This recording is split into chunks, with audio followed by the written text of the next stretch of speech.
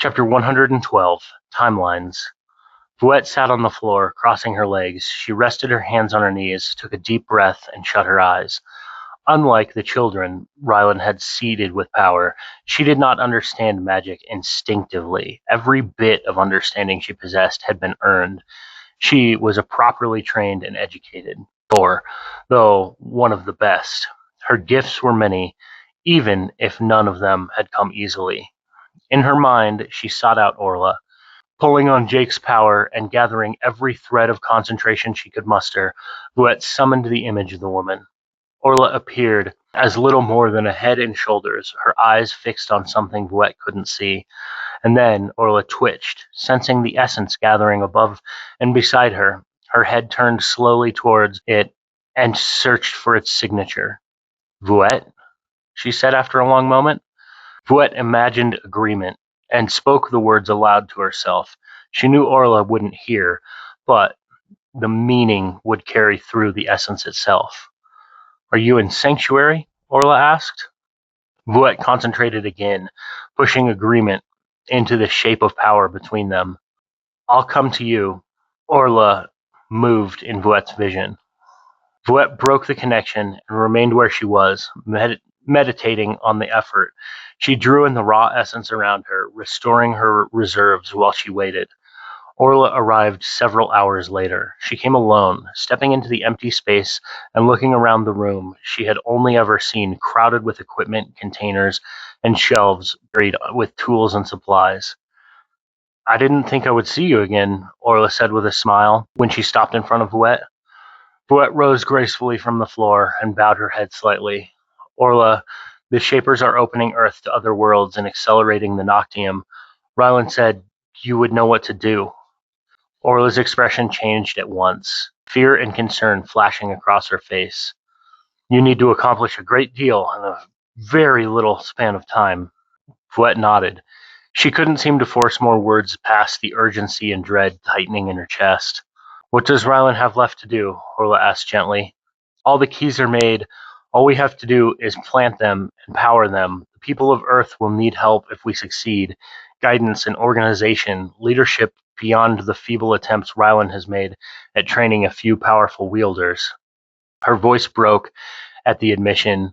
There was still so much left undone, so much more required before their plan could become anything resembling success. And suddenly it all felt impossible. Orla frowned, her eyes brightening with sympathy and the beginning of tears. Is he coming back? She asked, after a brief hesitation. Vouette sobbed and wrapped her arms around herself helplessly. She had not let herself think about whether she would ever see her friend and mentor again. She didn't want to think about it now. Yet everything in her told her the same thing. Rylan would face the Shapers and lose. She would never see him again. And the realization broke her. Orla stepped forward immediately and pulled Vouette into a hug. Vouette clutched at her back with desperate strength. The two women held each other for a long, quiet moment before Orla finally whispered into her hair, We need to go. I know how urgent this is, if Rylan sent you here. Her hands moved over the smooth fabric of Vouette's tunic, pressing through fur and skin into the muscle beneath, a quiet reminder that she wasn't alone. Vouette's head bobbed against Orla's shoulder in agreement, and she took in a deep breath. Still no words came. Orla pulled back and gripped her by the shoulders firmly. Come with me, she said, taking Vouette's hand and leading her from the large, empty room filled with echoes of memory. Vouette could barely concentrate as they moved through the city. Her mind raced ahead to a defeat that had not yet come, and she could see no path around it. She wasn't sure how long they walked or exactly where they had gone. Only fragments broke through the storm in her mind. A busy street, another judge greeting them warmly, alleys that seemed too long with no exits, and finally some kind of bar filled with exactly the sort of people Orla normally avoided unless she was there to judge them. Orla spoke briefly with a bartender who looked far too young for such a place and far too worn by it to ever leave. A few moments later, they were ushered into a private room in the back, and Vouette finally gathered herself enough to take notice of her surroundings. Why are we here? She managed. looking around the comfortable but dark room. Orla smiled, but before she could answer, the door opened. A well-dressed man entered, sharp smile and unnaturally beautiful. I made my deal with you, Judge, a long time ago, he said, not unpleasantly. I do hope you're not here to renegotiate. His expression never faltered, though the threat beneath his words was clear enough. I need one of your special acquisitions, Hamir, Orla said, rising to face him directly. His brow furrowed, and he narrowed his eyes. His voice took on a tone half offended, half angry, well practiced, but almost certainly false. Judge Orla, if you are implying, Orla cut him off with a wave of her hand. I'm not implying. I know everything about you, Hamir. Her face remained still, her eyes unblinking.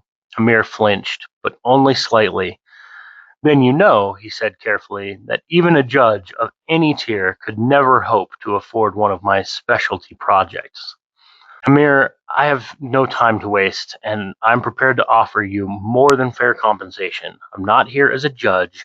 I am here as someone who needs this and is willing to pay what you would consider a fair price. Buet watched in silence, understanding almost nothing of what was happening.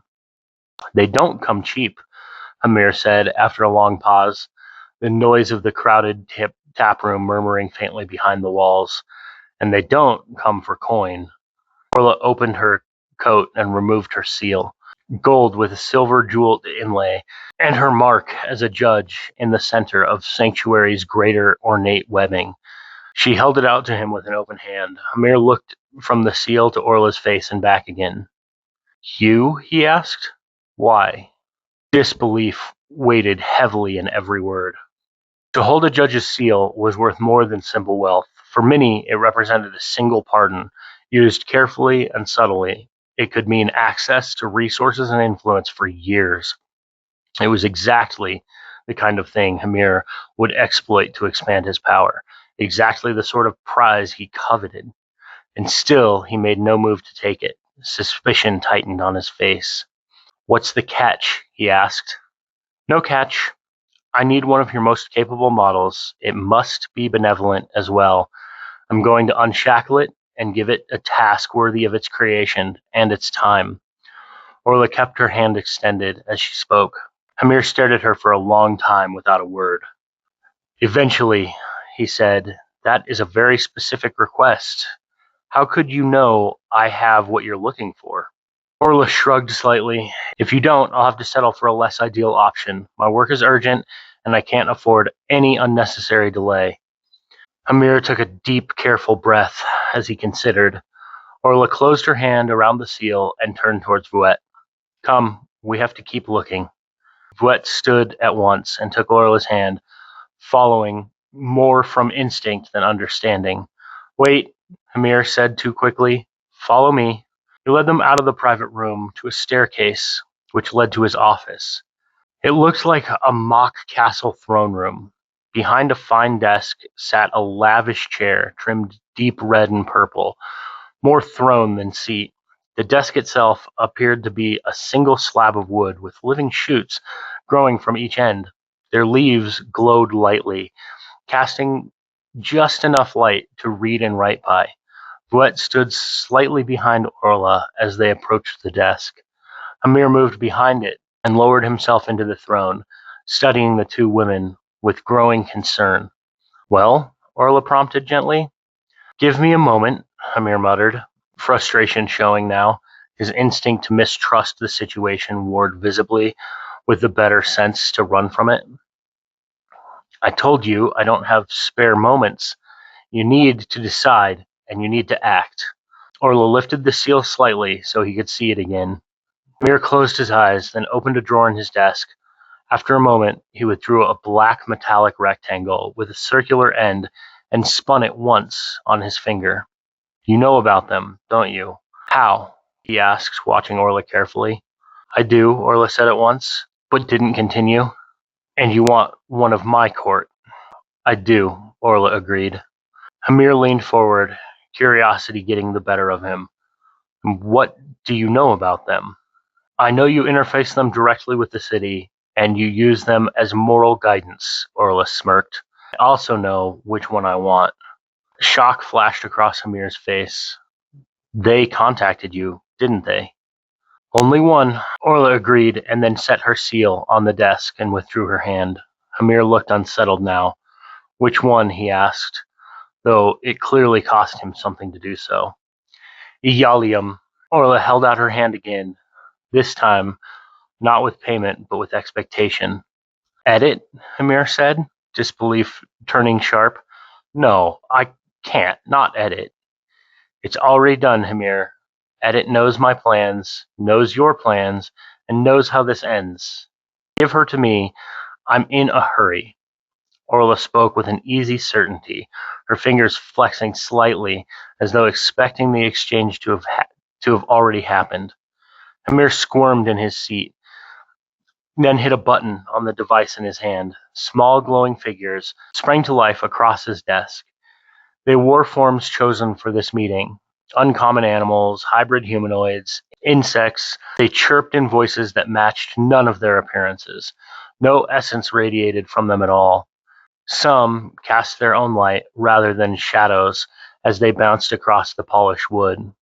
With a quick gesture from Hamir, every noise ceased instantly. Fouette leaned slightly around Orla, curiosity finally breaking through the weight of her dread. Whatever these things were, the spectacle of them pulled her partially out of her grief. Orla studied the tiny figures one by one until her gaze settled on the most ordinary looking of them. It stood perhaps 8 inches tall and resembled a tiny human with a slightly oversized head, 2 long limbs, and broad hands and feet. Unlike the others, it did not glow. Its silvery body looked solid, metallic. Hello, Iyalium, Orla said warmly. The figure bowed, still unable to make a sound. Fouette looked from the figure to Orla and back again, unable to make sense of what she was seeing. Hamir coughed into his hand, reminding them both of his presence, and drew their attention back to him as he sat straighter. It's not enough, he said, holding the seal in his hand and spinning it between his fingers. Orla met his eyes. It is enough, Hamir, she said with certainty.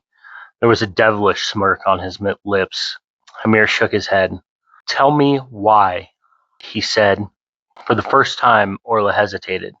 She glanced at Iyalium as though gauging what the little being might reveal. Iyalium only shrugged. The tiny motion sent a strange ripple of light across its body, as though it had been made of mercury, and something was thrown into it. I need to restore order to another world, Orla admitted at last. Hamir narrowed his eyes. You're leaving Sanctuary. Fouette's eyes snapped back to Orla, and hope surged through her chest so suddenly it almost hurt. Orla was going to come. With them, back to Earth. She would help. She would help Rylan. She would help defeat the Shapers. Even with her, the task ahead still felt impossible, but without her, success would have been nothing more than a phantom. Distant, insubstantial, unreachable. For a while, Orla admitted, there will be a portal between our worlds. Fouette knew that would only matter if they succeeded, but Orla's confidence and the flame of hope now burning in Fouette's chest smothered doubt before it could take hold. She began to smile stupidly. At last she understood what Rylan had set in motion only weeks ago. Hamir considered the implications, then gave a single nod. Orla reached across the desk and lifted the small black metallic disc on which Iyalium's image stood.